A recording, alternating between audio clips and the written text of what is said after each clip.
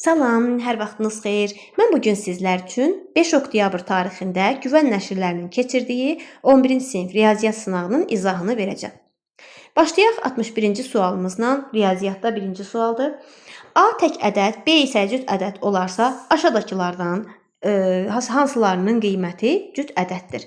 Bu tipdə tapşırıqlarda mən adətən hər zaman A-nın yerinə 1 qoyuram, çünki A-ya tək ədəd deyibdir.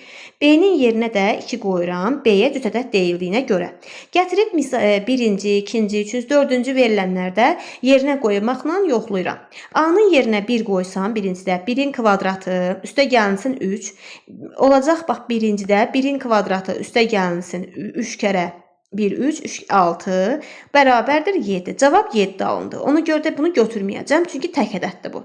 Mənə lazımdır ki, cüt ədəd olsun. İkincisində A vur B üstə gəlsin B-nin kvadratı. A 1-dir, B 2-dir. 2 kərə 1, 2, üstə gəlsin B-nin kvadratı. 2-nin kvadratı 4, bərabərdir 6. Bəli, alınan cavab cüt oldu. Üçüncüsünə yoxlayaq. Üçüncüsündə deyir ki, B-nin kvadratı üstə gəl 2A-nın kvadratı. B-yə biz 2 vermişik. 2-nin kvadratı 4-ə bərabərdir. Üstə gəlinsin 2 vurulsun. 1-in kvadratı 2, bərabərdir 6. Bu da cütdür, doğrudur. Dördüncüsünə baxaq. 3AB üstə gəl B-nin kvadratı. 3 kərə 2, 6, 6 üstə gəlsin 2-nin kvadratı 4 bərabərdir 10. Bəli, bu zamanda cüt qiymət aldı. Deməli, ikinci, üçüncü, dördüncü doğru cavabımız olacaq C variantı.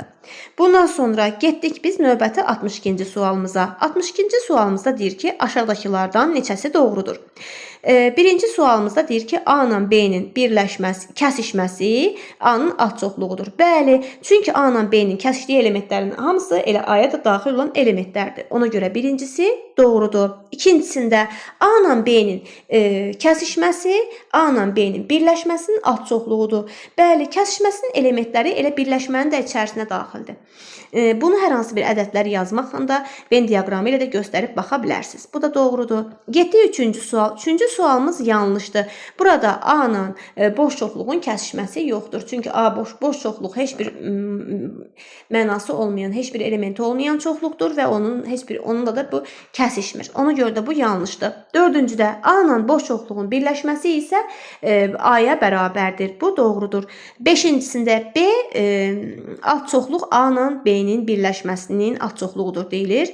A ilə B-nin birləşməsinin alt çoxluğudur. Bu da doğrudur. Çünki elə A özü A ilə B-nin birləşməsinin elementlərinin içərisinə daxildir. Bu da doğrudur.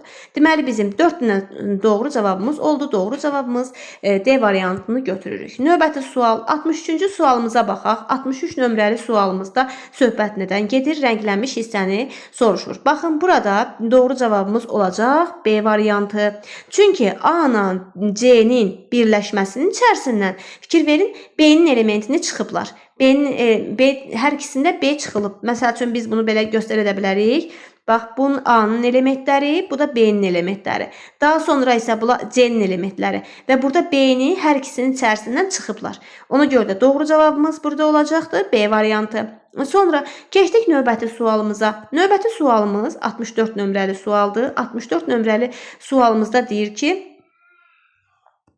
64 nömrəli sualımızda ifadəsinin qiymətini hesablayın. Birinci növbədə nə edəcəm? 1-in üstünə 2də 1 gələndə eləyəcək 2də 3 vurulsun. 1-dən 3də 1 çıxanda 3də 4, 3də 2, 3də 2 vurulsun. 4də 5 vurulsun. 5də 4 vurulsun və s. 1-in üstə də 24də 1 gələndə eləyəcək 24də 25-ə bərabərdir. İndi baxın, bir dəfə toplama gəlir, bir dəfə çıxma gəlir. Bir dəfə toplama, bir dəfə çıxma. Hər dəfədə bir toplama ilə bir çıxmanın cavabları bir-birindən ixtisar gedir. Sonda bir dənə toplamanın cavabı var. Fikir ver, özündən sonra heç bir hesablama yoxdur axı. Ona görə də doğru cavabımız 24də 25 olacaqdır. B variantı. Daha sonra növbəti sualımıza keçək. Növbəti sualımız 65 nömrəli sualımızdır. 65 nömrəli sualımızda söhbət nədən gedir? Deyilir ki, şəkər tozunun 1 kiloqramın qiyməti 2x manatdır. Deməli, 1 kiloqram 2x manatdır. Əgər şəkər tozunun qiyməti 25% artarsa, deməli, əvvəlcə şəkər tozunun qiyməti 2x manat idimi? 2x olanda bu qiymət nə qədər idi? 100% idi, elədimi? Daha sonra isə bu tutaq ki, bura hər hansı bir k ədədi qoyaq. K ədədi qoyaq. Bu k da olsun 25% artanda olacaq bu 125%. Görəsən 125% artandan sonra bəs burada k-nın qiyməti neçə olacaq? Bəli, k-nı mən yazacağam ki 2x vurulsun 125 bölünsün 100. Bunu hesablasaq görərik ki doğru cavabımız burada 10x bölünsün 4, o da bərabərdir 2,5 x-a bərabərdir. 2,5 x-a. Daha sonra gedirik biz, deməli artdıqdan sonra bizim k-mız nə qədər oldu? K-mız 2,5 x olmuş oldu. Onda 1 kiloqram əgər 1 kiloqramımız 2,5 x-dırsa, bəs onda sual verir. 3x manata neçə kiloqram şəkər tozu almaq olar? Onda da 3x manata da y manat şəkər tozu almaq olar.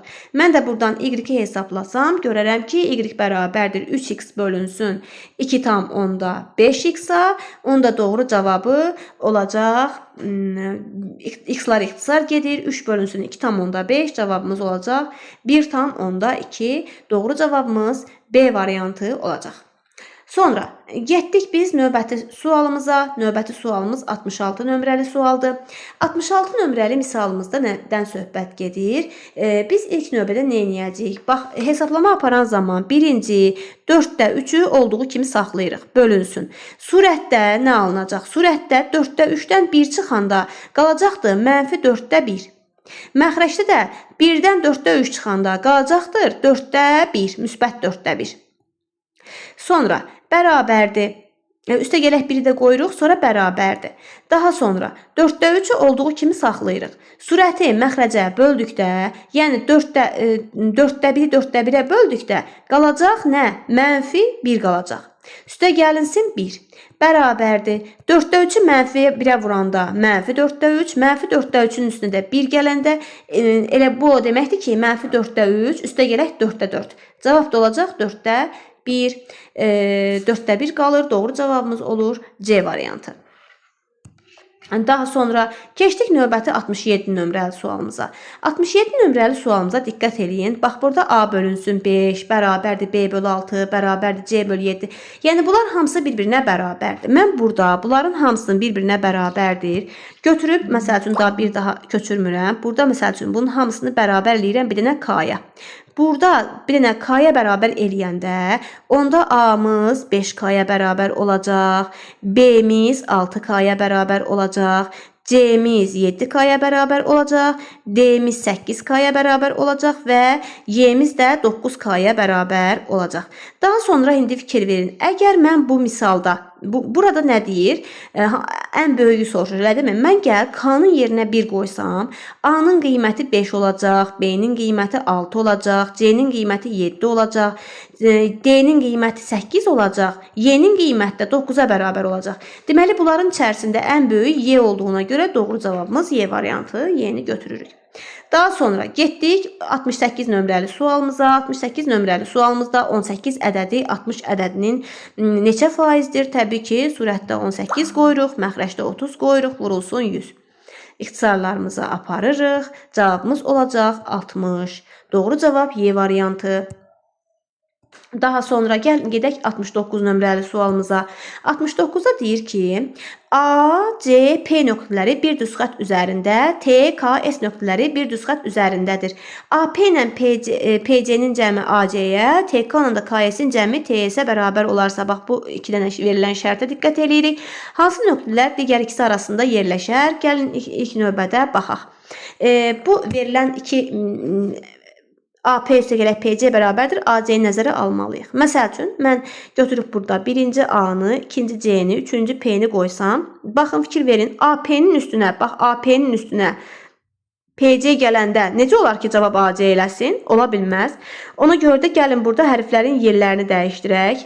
Yerlərini dəyişdirəndə nə edirik? Baxın, bura P-ni qoyaq, bura isə C-ni qoyaq. Həqiqətən də baxın, AC bərabərdir AP üstə gələk PC şərti ödəndi.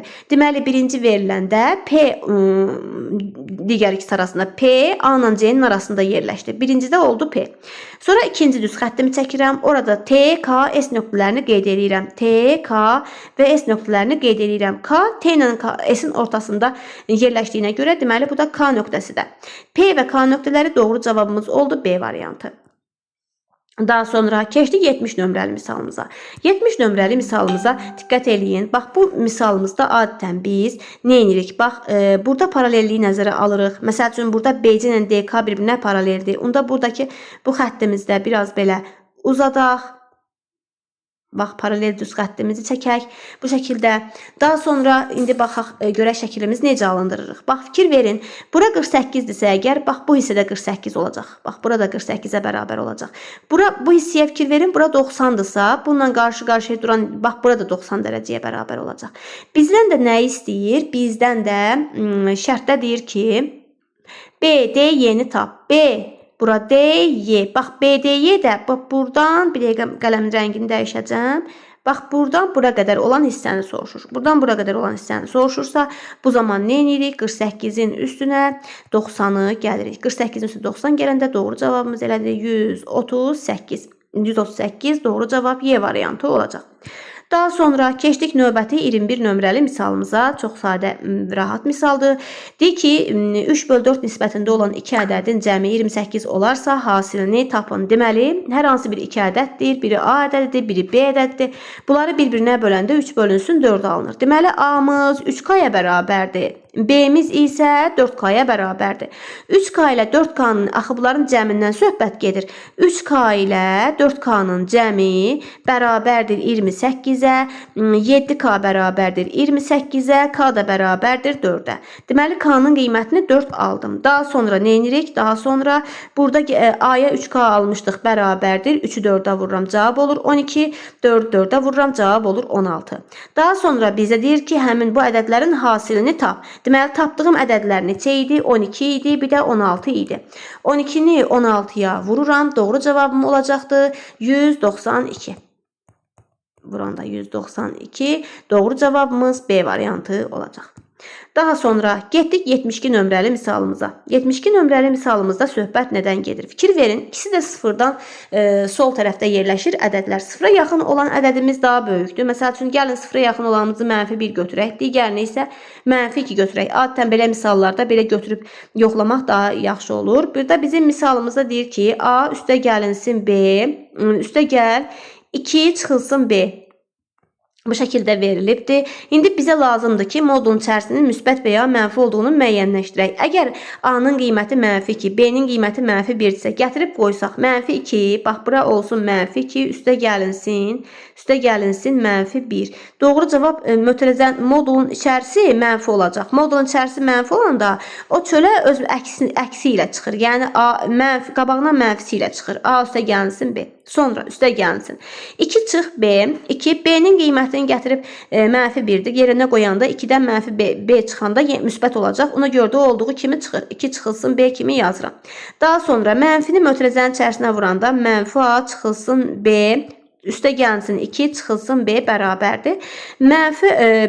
B'lər ikisi də olacaq burada -A çıxılsın 2B, üstə gəlsin 2. Baxaq görək variantlarda varmı? -A çıxılsın 2B, üstə gəl 2. Doğru cavabımız oldu C variantı. Daha sonra getdik növbəti sualımıza. Növbəti sualımızda deyir ki, gündə 5 saat işləyərək 20 kvadrat metr sahəni 4 günə şumlayan bir işçi gündə 6 saat işləyərək 30 kvadrat kilometr sahəni neçə günə şumlayar? Mən bir qayda deyim sizə. Bu tipdə tapşırıqları işləyəndə hər zaman işin sayını, məxrəcdə də nəyə bölürsünüz? Bax, məsəl üçün, işçi sayı və zamana hasilinə bölürsünüz. Yəni, burada işçi sayı, zaman, bax bu şəkildə. Sonra bərabərdir. Yenə də İşi bölürsüz bu qaydada. İndi baxın, bir daha oxuyuram.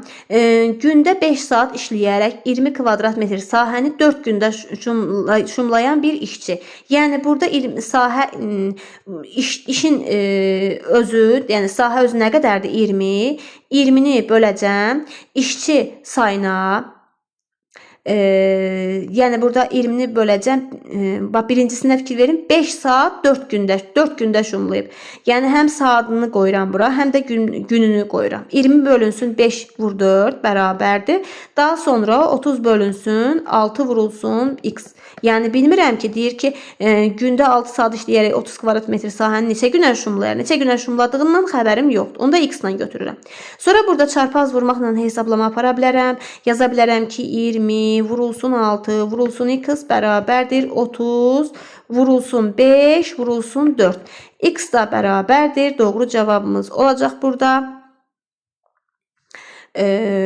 30 vurulsun 5 vurulsun 4 bölünsün 20 vurulsun 6'ya.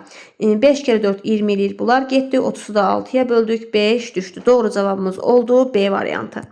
Daha sonra getdik növbəti 74 nömrəli sualımıza. 74 nömrəli sualda -2,3 ədədinin kəsr hissəsini tapın. Bu mənfi ədəd olduğuna görə kəsr hissə, bax bunun tam hissəsi -3 olacaq. Oldu mu? Bizə də bunun kəsr hissəsinin tapılmasını istəyir. Kəsr hissəsi necə tapılacaq? İndi bunun tam hissəsi -3-dürsə, baxın belə olacaq. -2 tam -2 tam onda 5 burada necə qeyd edirik? Burada qeydləyən zaman bu misalımızda, yəni -3-ün üstünə 0,7 gələndə cavab -2,3 eləyir. Deməli burada -3 bunun adlanır. -3 burada adlanır. Tam hissə 0,7 isə burada kəsr hissə adlanır.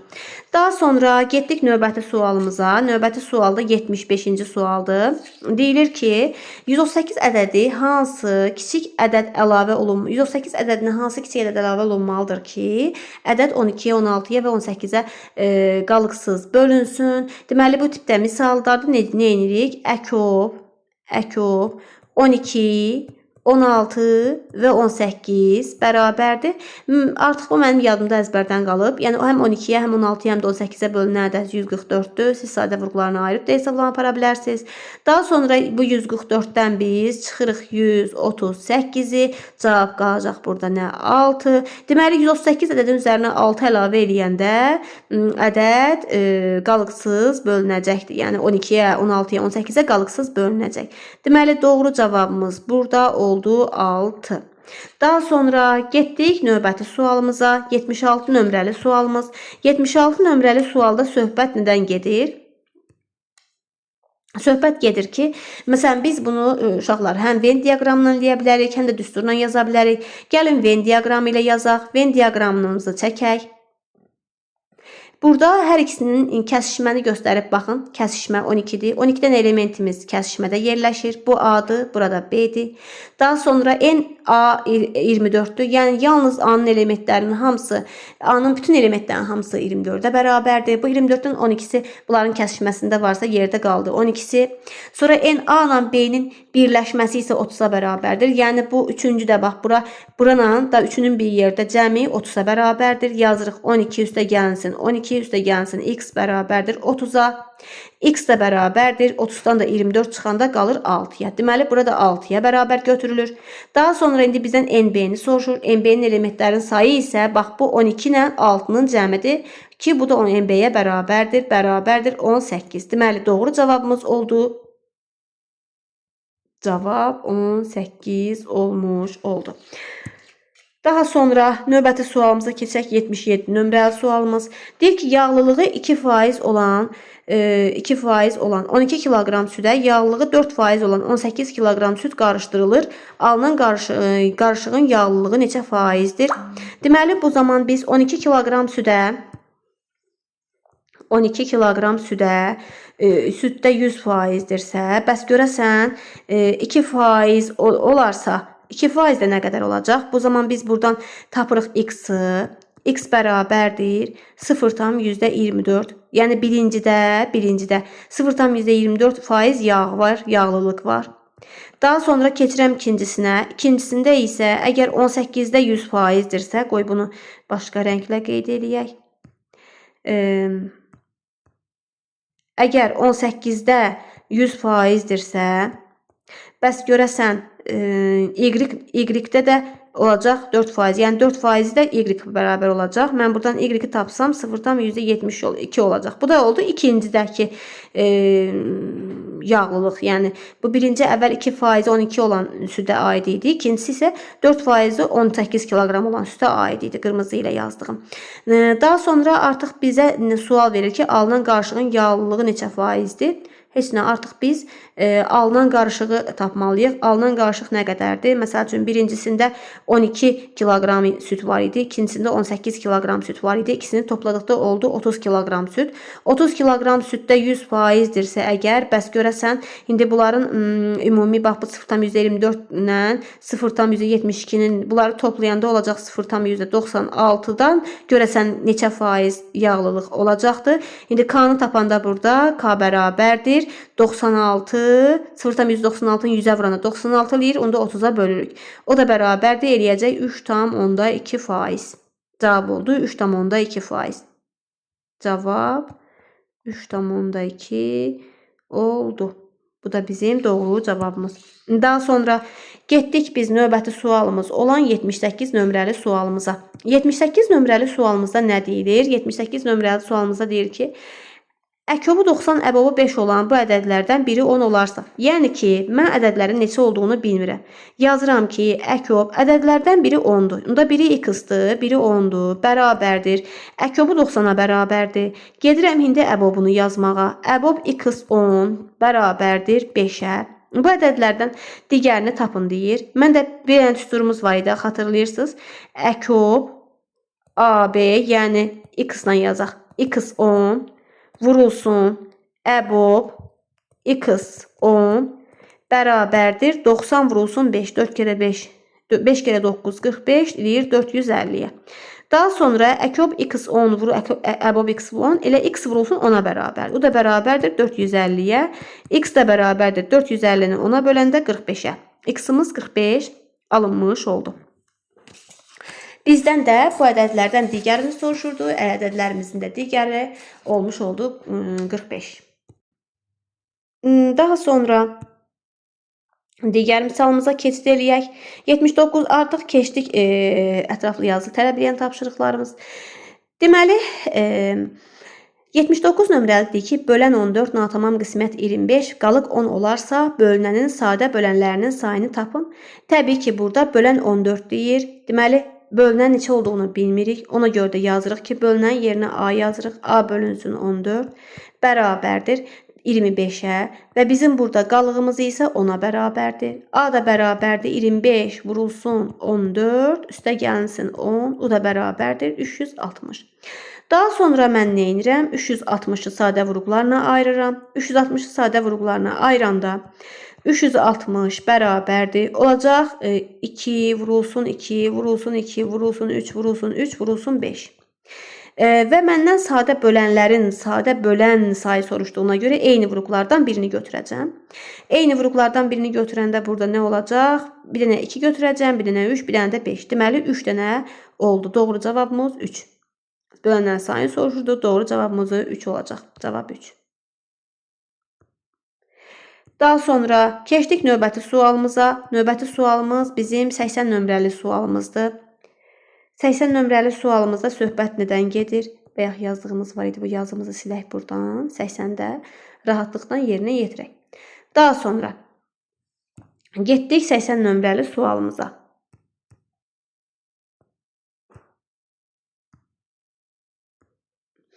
Duzluluq faizi 15% olan 40 kiloqram duzlu su məhlulundan neçə kiloqram su buxarlandırılmalıdır ki, məhlulun duzluluq faizi 25% olsun. Deməli, yazıram 40-da əgər 100%dirsə, bu zaman x 15% də x olacaq. 15% də x olacaq. X-i tapsam buradan x bərabərdir 15 vur 40 bölü 100. Doğru cavabımız olacaq 6. Sonra getdik, bəs deyir ki, su məhluluna neçə kiloqram su buxarlandırılmalıdır? Su buxarlandırılmalıdır dedikdə, mən məhlulun üzərindən, yəni 40-dan hər hansı bir ədəd yazım bura. B yazım məsəl üçün. 40 çıx P, B-də 100%dirsə, bəs görəsən 6-da da onda 25%dir. Çünki biz tapdıq axı ki, neçə faiz olduğunu. 25% deyir o. Deyir ki, məhlulun buxarlandırılmalıdır ki, məhlulun duzluluğu 25 olsun. Yəni bu məhlulun duzluluğu da olsun 25-ə bərabər. Bu zaman mən buradan hesablasam çarpaz vuracağam. Çarpaz vursam yazıram ki, 40 çıxılsın B vurulsun 25 bərabərdir 6 vurulsun 100. Hər tərəfdən ixtisar eləsəm 100 ilə 25 ixtisar gedər 4 qalar. Qalır 40 çıx B bərabərdir 24-ə. 40 çıxılsın B bərabərdir 24-ə. Bu zamanda B də bərabərdir. Doğru cavabımız oldu 16. Daha sonra getdik 81 nömrəli sualımıza. 81 nömrəli sualımızda deyir ki, A ədədinin 3 misli B ədədinin 2 mislinə bərabərdir. Deməli, B ədədinin 4 misli C ədədinin 5 mislinə bərabərdir. C ədədi neçə faizidir? A ədədinin neçə faizidir? Bu zaman baxın, əgər bu şəkildə deyilirsə, onda 3A bərabərdir 2B şəklində yaza bilərəm və 4B bərabərdir 5C şəklində yaza bilərəm. Adətən həmişə bu şəkildə verilirdi. İndi artıq biz bunu götürüb özümüz sözlə verilib, indi özümüz onu yazırıq. A bərabərdir, burada olacaq 2K-ya, B bərabərdir 3K-ya. Daha sonra burada B bərabərdir 5K-ya, C bərabərdir 4K-ya. Fikir verin, burada B-lər hər ikisində var. Hər ikisində B-nin qiyməti eyni olmalıdır. Onda bunu 5-ə vursam, bunu da 3'ə vursam B-nin qiymətini 3 kere 5 15 eləyəcək. Ona görə əgər bu B-nin qiymətini burada vururamsa, onda burada da vuracağam və burada da bunu da vururamsa, bunu da vuracağam. Hər ikisini vurmalıyam da burada. Deməli onda A-nın qiyməti olacaq burada bərabərdir 2 kere 5. Bax bu 10K olacaq. Bu 15K olacaq. Burada B-nin qiyməti olacaq 5 kere 3 15K. Burada isə doğru cavabımız 4 kere 3 12K olacaq. Şimdi daha sonra nə deyir? Deyir ki C bölünsün A vurulsun 100. Bax bunu hesaplamalıyam. C'nin qiyməti gördüyümüz kimi 12K'dır. A'nın qiyməti 10K'dır. Vurulsun 100. Doğru cavabımız oldu 120. Deməli cavab nə oldu? Cavab 120'ye bərabər olmuş oldu. Daha sonra növbəti sualımıza keçid eləyək. 82 nömrəli sualımıza baxaq. 82 nömrəli sualımızda nədən söhbət gedir? Baxın, fikir verin. Burada, bax bu qaydaya fikir verin. Belə bir qayda demişdim sizə də. Xatırlayırsınızsa uşaqlar baxmışdınız, sizdə dərsdə onu demişdim. Baxın uşaqlar, bu qaydaya əsasən x üstə gəlinsin 65 üstə gəlinsin y bərabərdir 73 üstə gəlinsin 48. Bəli, buna aid mən videoda çəkib paylaşmışdım. M qaydasına aid. İndi baxın, burada x plus y-in cəmi 73 ilə 48-in cəmindən 65-i çıxacam. Doğru cavab olacaq 56. Daha sonra biz gedək digər şəklimizə. Bax, bura baxın, bu hissəyə baxın. Burada bir dənə də M qaydamız var. Bizə bax, buradakı alfanın nə olduğunu istəyir. Əgər bura 90-dırsa, onda mən buranı, bu hissəni vara yaza bilərəmmi ki, məsəl üçün bu hissəni 90 çıxılsın x kimi yaza bilərəm. Bu hissəni isə bura y olduğuna görə 90 çıxılsın y kimi yaza bilərəm. Daha sonra alfa nəyə bərabərdir? Alfa da bərabərdir 90 çıxılsın x üstə gəl 90 üstə gəlinsin çıxılsın y-ə. Alfa bərabərdir 90 ilə 90 eləyəcək uşaqlar 180 çıxılsın, mötərizədə x üstə gəlinsin, y yazıram, bərabərdir. Yazıram 180 çıxılsın 56'ya. O da bərabərdir. Doğru cavabımız olacaq 124. Deməli cavabımız nə oldu? 124 olmuş oldu. Daha sonra keçək digər misalımıza. 83 nömrəli misal. 83 nömrəli misalımızda 83 nömrəli misalımızda nə deyir? Ədəd oxu üzərində 2x üstəgəlsin 7 nöqtəsi və 3x üstəgəlsin 3 nöqtəsi arasındakı məsafə 9 vahiddir. X-in mümkün qiymətlərinin cəmini tapın. Yəni bu misalı mən bilmirəm ki, birinci yerdə gələn hansı ədəddir? Birinci yerdə gələn 2x plus 7-dir, yoxsa 3x plus 3-dür? Onun üçün iki dəfə göstərəcəm. Birincisində birinci yerdə 2x üstəgəlsin 7, ikinci yerdə 3x üstəgəlsin 3 qiymətini qoyacağam. İkincisində isə birinci yerdə 3x üstəgəlsin 3, ikinci yerdə 2x üstəgəlsin 7 nöqtəsini qeyd edirəm. Daha sonra biz bilirik ki, bunlar arasındakı məsafəni hesablamaq üçün mən ikinci tərəfdə durandan birinci tərəfdə duranı çıxacağam. Yəni 3x üstəgəlsin 3-dən çıxıram, 2x üstəgəlsin 7-ni 10 da bərabərləyirəm. Aralarındakı vahid məsafə 9 vahiddir demişdik axı. 9-a bərabər eləyirəm. Daha sonra burada x-i tapsam əgər x bərabər 3x-dan 2x çıxanda x qalacaq. 7-dən -4, 9-un üstünə 4 gələndə 13 eləyir. Deməli, burada x-in qiyməti 13-ə bərabər olmuş oldu. İkincisində isə 2x üstəgəlsin 7 çıxılsın, 3x üstəgəlsin 3. Bunlar da bir-birindən çıxıb, yenə də 9-a bərabər eləyirəm. Buradan da artıq mən x-in qiymətini alacağam. 2x-dan 3x çıxanda -x, -x da buradan alındı 5-ə, x də bərabərdir -5-ə. Bu da x-in qiymətidir. Daha sonra isə bizə şərt dedik ki, qiymətləri cəmini tap. Birinci qiyməti 13 tapmışdım, ikinci qiymət -5-dir. 13 ilə -5-in cəmi də 8-ə bərabərdir. Deməli, cavabımız olur 8. Daha sonra getdik digər 84 nömrəli sualımıza. 84 nömrəli sualımızda bax, fikir verin. A üstəgəlinsin, A üstəgəlinsin, B üstəgəlinsin, C üstəgəlinsin, D üstəgəlinsin, Y üstəgəlinsin, F. Bunun hamısının sayı 1, 2, 3, 4, 5, 6 dənə ədəddir. Ona görə ədəd orta tapanda sayına bölürük, bərabərdir 87-yə. Onda A üstəgəl B, üstəgəl C, üstəgəl D, üstəgəl Y və üstəgəlinsin F bərabərdir 87-ni vuracağım 6-ya. Cavab olacaq 522. Daha sonra artıq biz bax bu hissəni var. Buradan bura qədər 522 olduğunu gördük. İndi deyir ki, bu ədədlərə hansı yeni ədəd əlavə etmək lazımdır ki, ədədə orta 93 olsun. Deməli, bu ədəd özü 522-yə bərabər. Deməli, 522-nin üzərinə hansı ədədə əlavə eləməliyəm ki, 522 alınan bu hissədə əvvəl 6 dənə ədəd idi. Sonra bir dənə ədəd əvvəlində oldu 7 ədəd bərabərdir. 93-ə bərabər eləyirəm. Daha sonra buradan x-i tapanda x üstəgəlsin 522 bərabərdir 7-ni 93-ə vururam, eləyir 651. Bunda x də bərabərdir 651-dən də çıxıram 522-ni. Doğru cavabımız 129 alınmış olur. Bu da bizim oldu 84 nömrəli sualımızın cavabı. Cavabımız oldu 129. Daha sonra keçdik 85 nömrəli sualımıza. 85 nömrəli sualımızda deyir ki, uyğun tərəfləri paralel olan bucaqlardan biri x plus 20 dərəcə, digəri 4x çıxılsın 10 dərəcə olarsa, x-in mümkün qiymətlərinin cəmini tapın. Yaxşı, uyğun tərəfləri paralel olan bucaqlar haqqında biz iki cürə qayda demişdik. Birinci halda demişdik ki, alfa ilə betanın cəmi 180 dərəcəyə bərabərdir. İkinci halda demişdik ki, alfa bərabərdir betaya. Təbii ki, biz burada hansı qayda gözlənildiyini bilmirik. Ona görə də hər iki qaydadan istifadə edirik. Birincisində x üstəgəlsin 20-nin üstünə 4x çıxılsın, onu gəlirəm. Bərabərdir 180-ə. Buradan da x-i tapsam doğru cavabım olacaq 34. Sonra alfa bərabərdir beta şərtinə əsasən x plus 20 bərabərdir 4x çıxılsın 10. X də bərabərdir 10. Buradan da 10 qiymətini aldım. Bu tərəfdən 34 almışdım. Daha sonra isə qiymətlərin cəmini soruşduğuna görə 34-ün üstünə 10 gəlirəm. Cavabımız olur 44. Yazıram ki, cavab 44. Bu bizim sınavın 11-ci sinif üçün keçirilən güvən nəşrlərinin birinci sınağı idi. 5 oktyabrda keçirilən birinci sınaq idi. Əziz şagirdlər, hər birinizə uğurlar arzu edirəm. Hər birinizə zehin açıqlığı arzu edirəm.